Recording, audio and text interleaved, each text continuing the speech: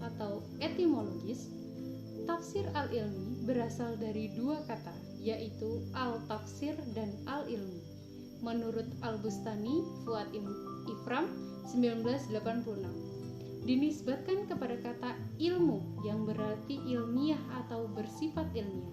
Jadi, secara bahasa dapat disimpulkan tafsir al-ilmi berarti tafsir ilmiah atau penafsiran ilmiah. Sedangkan menurut istilah atau terminologi, pengertian tafsir al-ilmi adalah penafsiran ayat-ayat Al-Quran dalam hubungannya dengan ilmu pengetahuan. Assalamualaikum warahmatullahi wabarakatuh. Saya Bima Joneska dari kelompok 4 ingin sedikit menjelaskan tentang materi B, yaitu corak dan metode dalam tafsir al-ilmi. Di sini ada 3 bagian. Yang pertama, metode tahlili analisis. Yang kedua, membuat berbagai ide. Yang ketiga, esensi tafsir ilmi pada tafsir Kementerian Agama di Indonesia. Yang pertama, metode tahlili analisis. Kata tahlili berasal dari bahasa Arab, yaitu halala yuhalilu, yang berarti menganalisa. Metode tahlili adalah metode dalam menjelaskan Al-Quran dengan memaparkan segala aspek yang terkandung di dalam ayat-ayat yang ditafsirkan itu, serta menerangkan makna-makna yang tercakup di dalamnya sesuai dengan keahlian dan kecenderungan mufasir yang menafsirkan ayat-ayat tersebut. Contoh dalam metode ini, penafsir akan memaparkan penjelasan menggunakan pendekatan dan kecenderungan yang sesuai dengan pendapat yang dia adopsi. Pendekatan yang digunakan bisa pendekatan bahasa, rasio, riwayat maupun isyarat. Contoh literatur tafsir yang disusun dengan metode ini antara lain tafsir At-Tabari dan tafsir Ibnu Katsir. Yang kedua, membuat berbagai ide. Mufasir diberi kesempatan yang luas untuk mencurahkan ide-ide dan gagasannya dalam menafsirkan Al-Quran. Adapun kelemahan dalam metode ini, pertama, menjadikan petunjuk Al-Quran parsial atau terpecah-pecah, sehingga terasa seakan-akan Al-Quran akan memberikan pedoman secara tidak utuh dan tidak konsisten. Karena penafsiran yang diberikan pada suatu ayat berbeda dari penafsiran yang diberikan pada ayat-ayat yang lain yang sama dengannya. Kedua, melahirkan subjektif, di mana metode ini memberikan peluang yang luas sekali kepada mufasir untuk mengemukakan ide-ide dan pemikirannya, sehingga kadang-kadang ia tidak sadar bahwa dia telah menafsirkan Al-Quran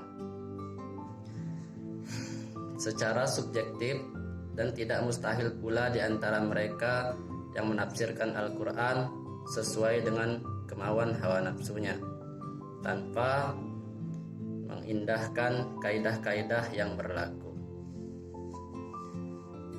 Yang ketiga, esensi tafsir ilmi pada tafsir Kementerian Agama di Indonesia. Kementerian Agama Republik Indonesia menginginkan adanya hubungan akademis ilmu pengetahuan dengan tafsir Al-Quran.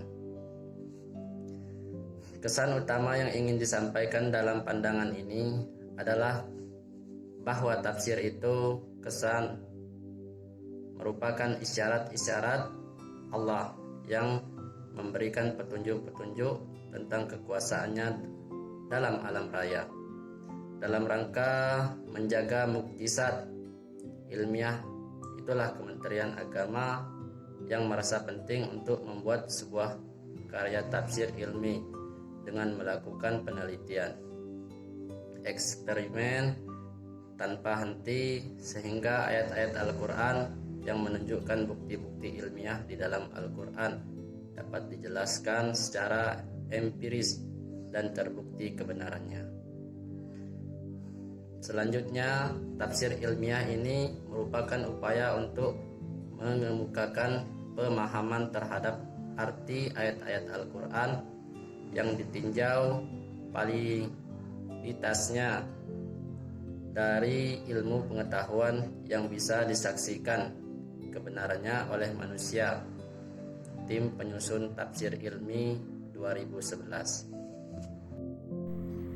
Assalamualaikum warahmatullahi wabarakatuh. Nama saya Mega Putri Aulia dari kelompok 4 yang akan menyampaikan materi ketiga, yaitu tokoh tafsir al-ilmi dan kitab tafsirnya. Tokoh tafsir yang pertama yaitu Fakhruddin Al-Razi dengan kitab tafsirnya Tafsir Al-Kabiri Mafafi Al-Hayyib. Yang kedua yaitu Tantawi Al-Jauhari dengan kitab tafsirnya Al-Jawahir fi Tafsir Al-Quran Al-Karim. Yang ketiga yaitu Hanafi Ahmad dengan kitab tafsirnya Al-Tafsir Al-Ilmi li Al-Ayat Al-Kauniyah fi Al-Quran. Yang keempat yaitu Abdullah Syahafah dengan kitab tafsirnya Karya Tafsir Al-Ayat Al-Kauniyah. Dan yang kelima Muhammad Syauqi, karyanya Al-Fajri Al-Isyarat Al-Ilmiyah fi Al-Quran Al-Karim. Warahmatullahi wabarakatuh. Saya Vera Devita. Di sini saya akan menyebutkan contoh dari tafsir al-ilmi. Contoh ayat yang berkaitan dengan tafsir al-ilmi yang digunakan Al-Quran. Yang pertama tentang penciptaan alam semesta. Terdapat dalam Al-Quran surah Al-Ankabut ayat 44 yang artinya Allah menciptakan langit dan bumi dengan hak. Sesungguhnya pada yang demikian itu terdapat tanda-tanda kekuasaan Allah bagi orang-orang mukmin. Yang kedua tentang meluasnya alam semesta. Terdapat dalam Al-Quran surah Az-Zariyat ayat 47 yang artinya, dan langit kami bangun dengan kekuasaan kami, dan kami benar-benar meluaskannya. Yang ketiga tentang bentuk bulat planet bumi. Terdapat dalam Al-Quran surat Az-Zumar ayat 5 yang artinya, Dia menciptakan langit dan bumi dengan tujuan yang benar. Dia menutupkan malam atas siang dan menutupkan siang atas malam, dan Dia menundukkan matahari dan bulan. Masing-masing berjalan menurut waktu yang ditentukan. Ingatlah, Dialah yang Maha Perkasa lagi Maha Pengampun.